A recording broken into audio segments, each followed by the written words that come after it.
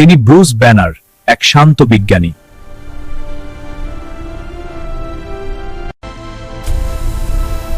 একটি গামা দুর্ঘটনা বদলে দিল তার পুরো জীবন।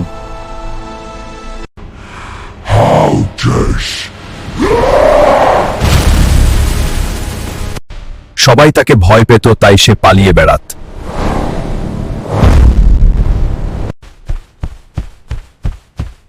হাল্ক একা, কিন্তু তার শক্তি সবসময় মানুষের জন্য। হাল্ক রক্ষা করে, হাল্ক রক্ষা করে। আমার রাগই আমার শক্তি, আমি এটাকে নিয়ন্ত্রণ করব। দানব নয়, সে একজন সত্যিকারের হিরো।